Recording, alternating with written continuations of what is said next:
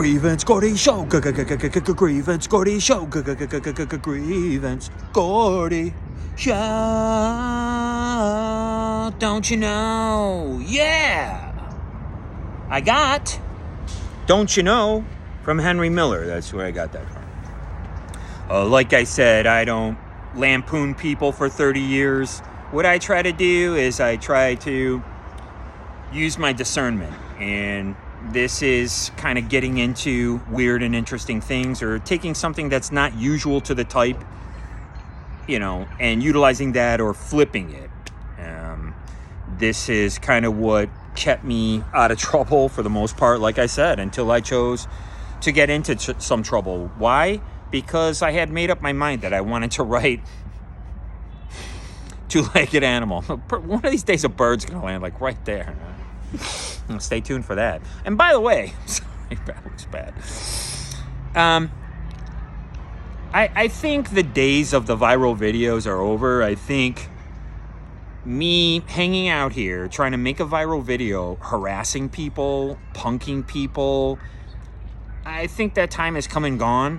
What you're watching is my show. It's brought to you by a series of tubes. That's right. That's why they call it YouTube, because it's only one tube. Oh, by the way, so today's coffee is brought to you by $4.44. That's right, $4.44, even though it's called 300. Ooh. Oh, yeah. That sound used to mean something else entirely.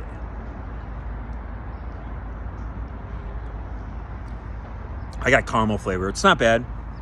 A little bit of my benefits came through, so I was grateful for that. By the way.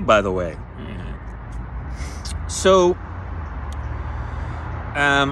if you can, you're watching my show, thank you very much. You're actually developing this show. What I'm doing is two things. I'm writing an on-demand television series that has 9 narratives, and they're called subplots. They're not really subplots, because there's going to be subplots within there. I came up with some great ones yesterday. I made a video apologizing for the Sid Vicious video. I wasn't trying to equate the emblem on his shirt, but during that time, with all of this Eggy-verse floating around in my head, I'll explain that later too. I was able to write this scene in my property between Eva and Walter's boss, who basically kidnapped his uncle and father.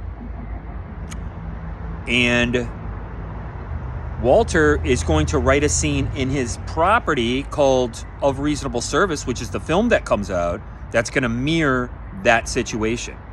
And I was able to do that. If you guys were watching my show last week, I was talking about the Thunderbolt symbol and stuff like that, and these negative symbols. Well, I apologize, and I don't want to offend anybody. But I know that we can't go through life worrying about that too much. But I think, like I said, nobody cares about the videos that I miss are the backyard brawls. Those are the ones that I missed. Take a look at my video for The Stains. I have a video up. It's from this LA punk band, The Stains. I love The Stains. By the time I got into SST Records and I was able to order records, it was 1984 already. So their record had come out. They're from the 70s, guys. Okay, so this is what I was trying to tell you. There's a certain punk rock that's from the 70s.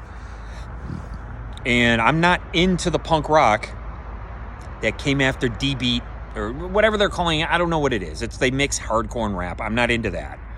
So again, I'm narrowing down to these little subgenres. And you look at the Stains and they said, yeah, SST had our record and they buried it. Well, this is what Disconnected was trying to do with me. And that's why I needed my drummer to know his place in my band, where I'm the leader. And again, I never felt this way before. Why? Do you know why? Because I'm not the singer of the band. Now, this is an anomaly. What I want you to do is go to my songs. They're listed, and I'm going to have 30 songs, guys, for this property. There is no doubt I will have 30. And you're going to hear the hook. They're all have a hook in them. But again, the people in my scene, they have to be told what's cool, and I just can't relate with that. So go to my songs and just play them for 30 seconds. You don't have to play them. I'm not trying to get hits on them. I'm not trying to get any of that. I don't care. I gave out the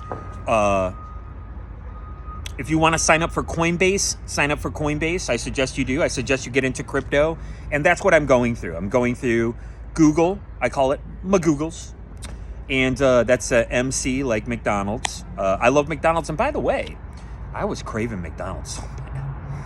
I love McDonald's breakfast, but again, I'm here at the public library, getting ready to do some writing. But anyways, the days of these viral videos are over, punking people. And again, I could hang out here and I could try to harass people and like, oh my God, that's going to get 1,000 hits. I'm not here for that. And again, like I said, I was on social media for 10 years. And these people knew that they were using this algorithm against me. And it started at Atelier 4. They were going around spray painting cash for smells everywhere. I know the people involved in this. They're obsequious Philistines with daddy police connections, and they think they can run roughshod, which they do. A lot of their stuff is racially based. And a lot of guys, like when I went to go see G.G. Allen, and I did, Clifton's mom can tell you all about G.G. Allen. There was a racial incident there. This kid was going to come up and start fucking with me, and Ransweiler stepped up. I didn't even know what was going on because I'm there to see the band. This is what I'm trying to tell you. This was at Blondie's, and it was this Blondie's mentality that was going on, but we played every show. We didn't fucking care. We ended up being marginalized to Hamtramck. Guys like Lacey and Jimmy Doom like to laugh about all this shit because they know. And they know they rested on their laurels, and I never fucking did. And so, yeah, there was a lot of racial stuff, specifically in the music that I was playing. Later on, there was another band with a guy named Ralph, who wasn't, quote-unquote, usual to the type. And there is no usual to the type. Why? Because none of these motherfuckers ever went through 23andMe. I apologize for cussing. I shouldn't cuss. I'm sorry. And when you apologize and you say you're sorry, there's nothing wrong with that because when you translate it through etymology, it actually means I feel your pain. So if I made you wince, ooh, this guy's cringe. I apologize because I can feel your pain. Why? Because I can empathize with you. That's why it worked for a very specific president who utilized that. What do they call him? Anyway, so take a look at my songs. These are going into the Linoleum Blownapart property. And just listen to them for a second. I'm not looking for hits. I'm not trying to be usual to the type. But you could hear the hook right away. You go into each song, not every single one, but at least a good 8 of them. Right? That's not bad. And when you watch a song in a film, they're not going to play the entire song. Take a look. I think Bad Brains are in After Hours. At least a Bad Brains song is. I don't know if they're actually playing. But I think someone gets a mohawk. It's Mohawk Day or something like that. That's the generation that I came up in. Mohawk Day in a Martin Scorsese property. That's right. So that's around the time that I was an adolescent. And so this is where I'm going back to. This is what I know best. And that's why this is coming together so easy. But the first time that I was attacked by an algorithm was at Atelier 4. And the guys who were working there, and I have named them, I'm going to try not to name people, these idiots anymore, because they're taking up way too much of my time. But it's really hurtful, and it's really painful, and it's actually physical. People don't understand that, and I don't care. I'll make videos till the day I die. I really don't care. So they used this.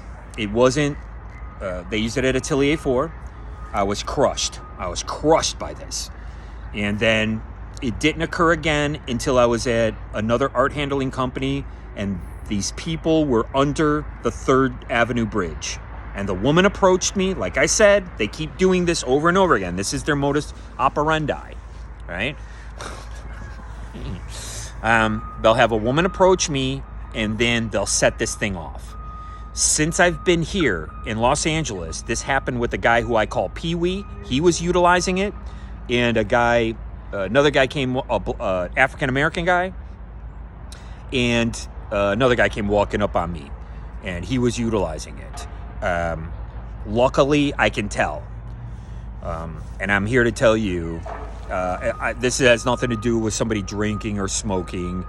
And now that I've come out the other side of that, I can really truly see that it really wasn't that bad. If you let your drinking get out of control, okay, then it'll get out of control, blah, blah, blah. You can let anything get out of control. There's a lot of things that are OCD.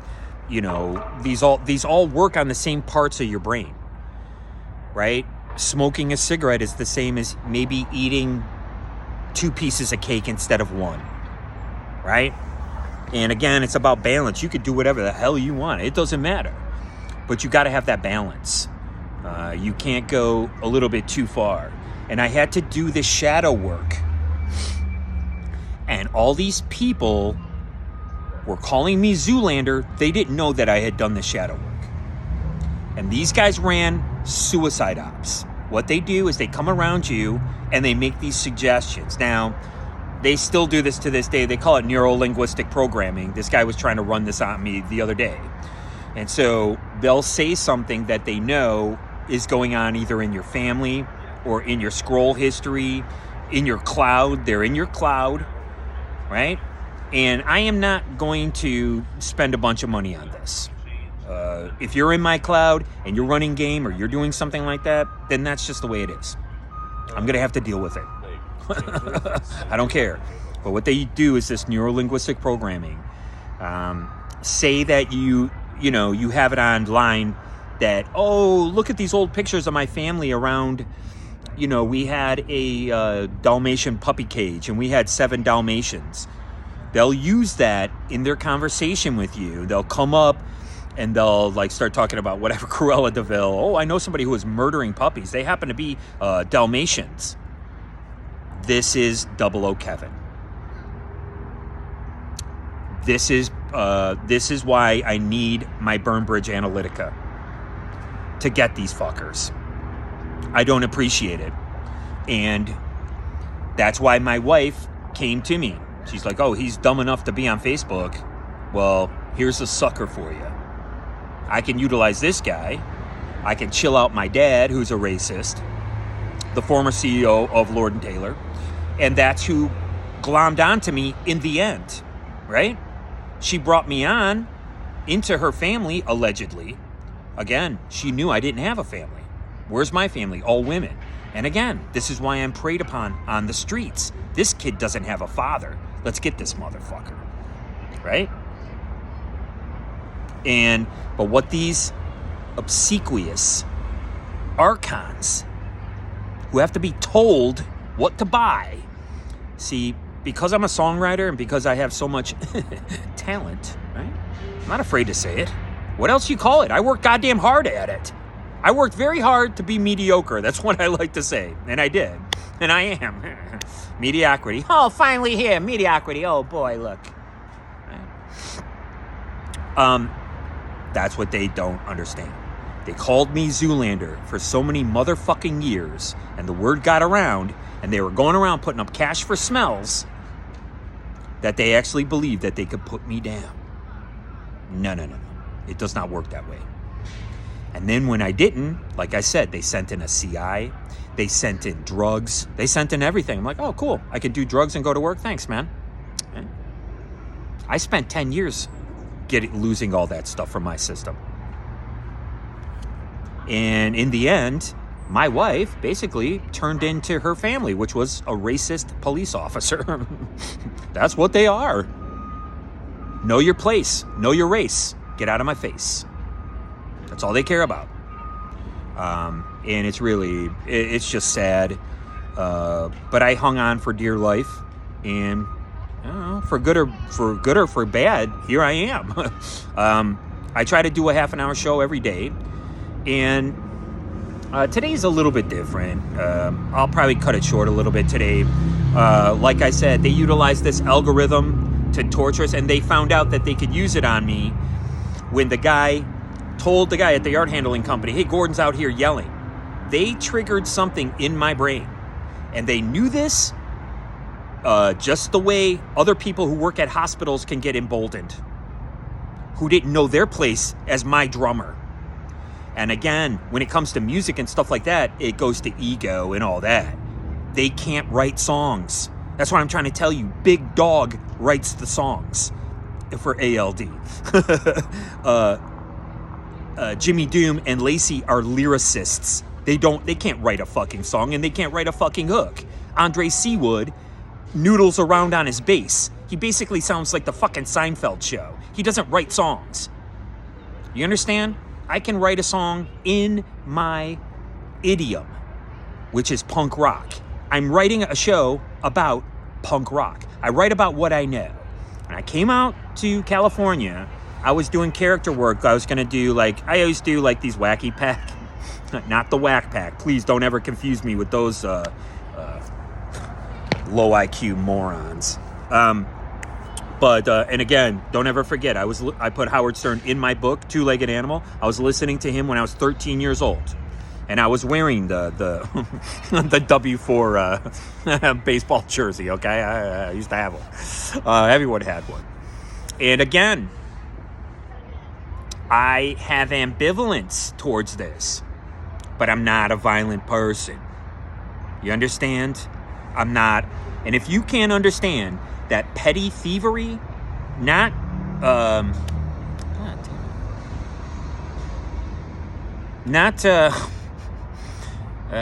what do you call it? Shut up. Oh, coffee time. Don't mind if I do.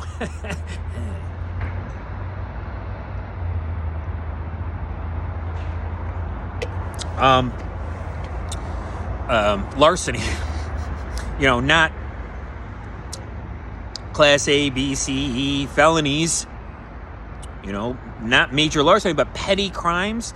They work on the same part of the reward center of your brain. Oh, am I going to get in trouble? Oh, I'm being naughty. Yeah. I put up, I don't know if it's still up. I'm going to put it up. Valley Girl, the song by Frank Zappa. I actually like the Gumby song better, but that's with her brother Dweezil.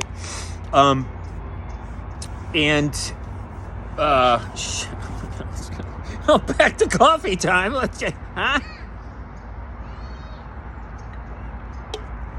They made a movie out of that and blah, blah, blah.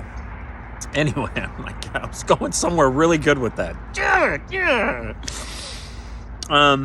But again, it kind of went to that punk rock novelty song. These novelty songs kind of bled into the new wave scene. And that's what I'm writing about. And so I do these kind of wacky pack kind of guys like Don Dupree, Don Ducey, Chaz Palminteri. I was doing Spaz Pulmonary. As you watch his show, and he's all about his merch. There's nothing wrong with that. I'd love to do a David Lynch, but that's a little too easy to do. He's such a great guy. And stuff like that, kind of lampooning that. And I had all these pitches to do. I still have these pitches. I still have these ideas. And again, I could write them up. I'm trying to write them up into little 20-page treatments. Oh, as you could see, 3,000 words is 10 pages. So that's just coming into that, 9 pages, 3,300 words, or what have you. Again, it's raw, it's unedited. Oh, was I saying something? I was saying something about S&M. Oh, yeah, that's right. So, again, the reward center of your brain. I'm getting lazy. I would love to have a studio. Okay, so this is what we're doing here as well. You're helping me develop this show that you're watching. And you're helping me to write Linoleum Blownapart, the series. And I'm trying to get people interested in this. So I don't have to sleep in my car and right at the library. Even though it's fun in a camping kind of way, it's a struggle. And, you know, and again, I don't have a GoFundMe. I'm not trying to get any money out of anybody. If you want to join Coinbase, it's because I am the giddy. I am my own personal cryptocurrency, right? And I'm trying to get involved in crypto because that is the future, right? And I'm dealing with these mortality issues, as we all should be around this time of our life. And that's why I didn't appreciate people sitting around running game through Facebook. And, you know, it just makes me sick. We're done. Like I said, you lost the privilege of my friendship. My family lost the privilege of my kinship, because my entire life I always wanted to kind of like go on vacation with them. My family, they're so cruel. They'll send pictures. Oh, we went on vacation here. They never asked me once. They never asked Tammy. Tammy will go every once in a while. She has to fucking literally invade like her own army. God bless her. Again, I have very unique stories about me and the three of my sisters.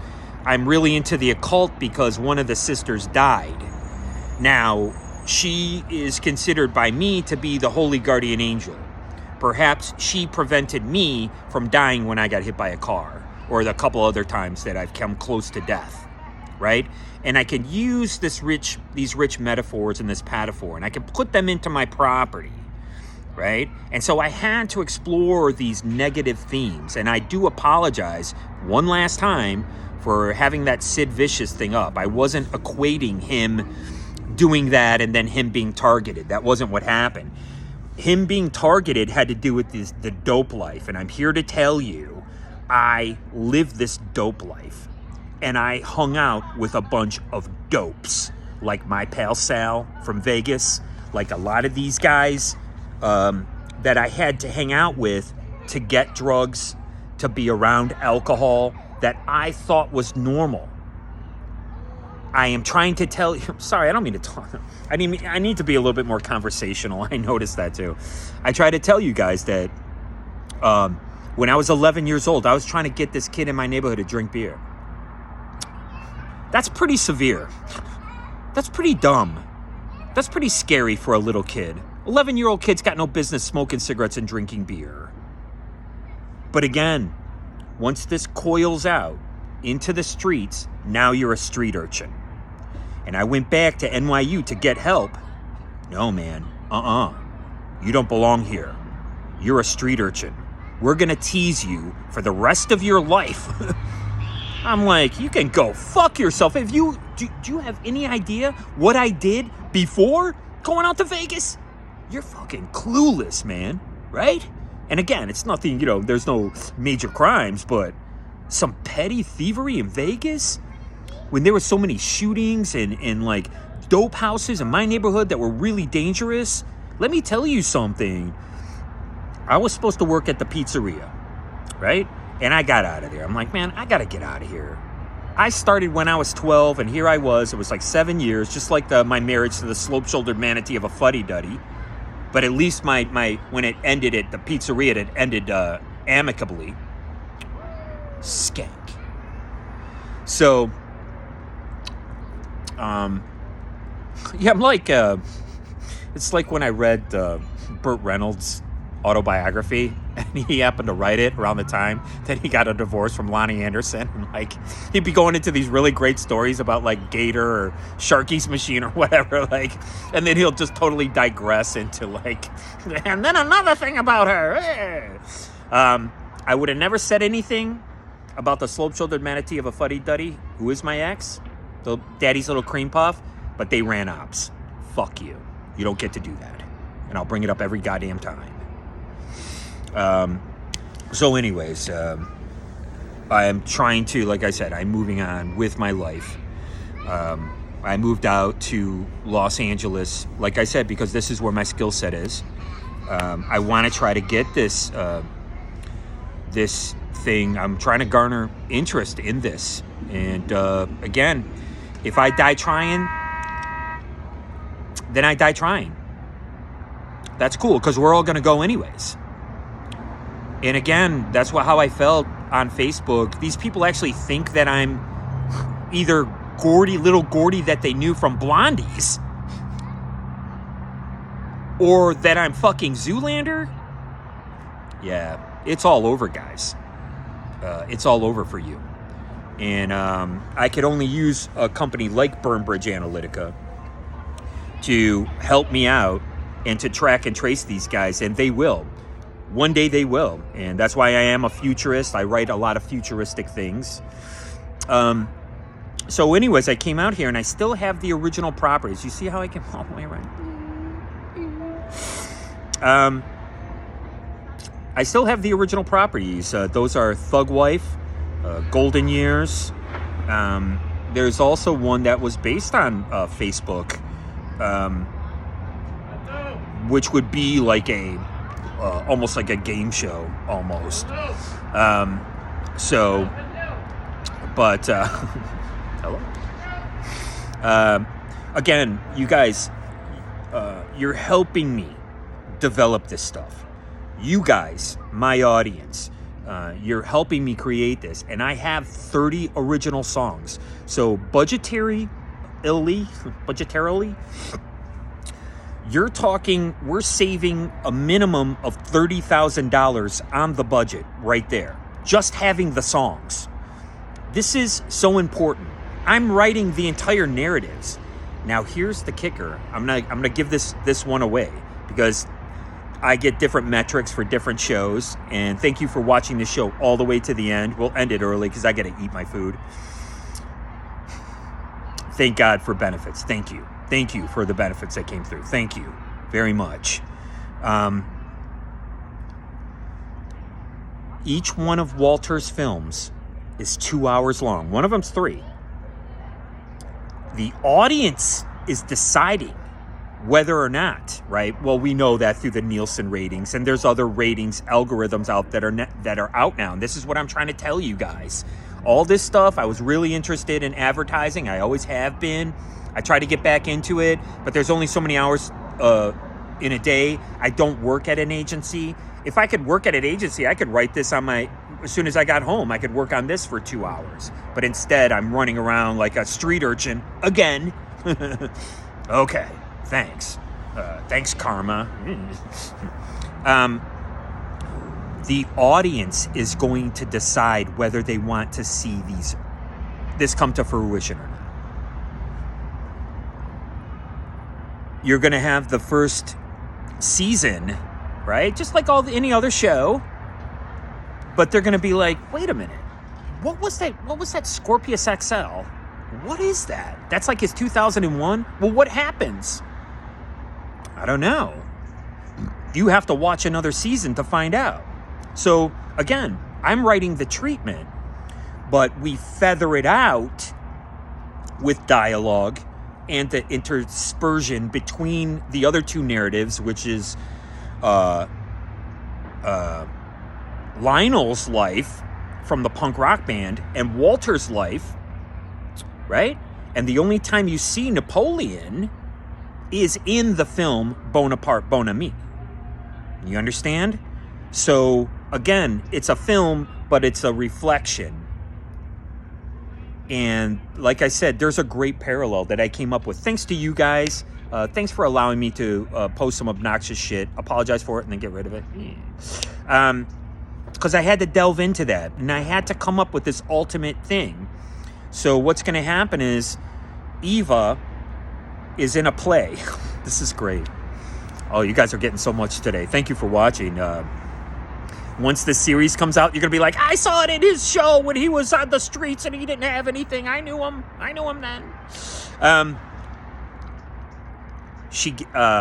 The play that turns into Of Reasonable Service is called Vivisection on the Danube. That's how, this is Eva. Like, this is Walter's wife, soon to be wife. This is how tough she is. And she stands up to this fascist. And Walter is like 5 years younger than her. And I like this dynamic because I like older women. I think they're sexy. I always have. It's really funny. Like when I was 13, you know, and on up, you know, into adolescence, I like older women who are in their 30s and 40s. Now that I'm almost 60, I still like women who are in their 30s or 40s. What do you know? That's the sexiest age ever. So she's older than Walter, and he sees her stand up to the guy that kidnapped his father and uncle. Pretty brutal. And that gives him hope, right? Like the punk rock scene did for me. It gave me hope, and it said, yeah, man, I found my tribe. I don't feel as put upon. I don't feel so out of sorts because I was agoraphobic. I didn't want to go to these big concerts. You understand? I still don't like them to this day. But at least I like you. Thank you very much for watching my show. I appreciate it. Boy,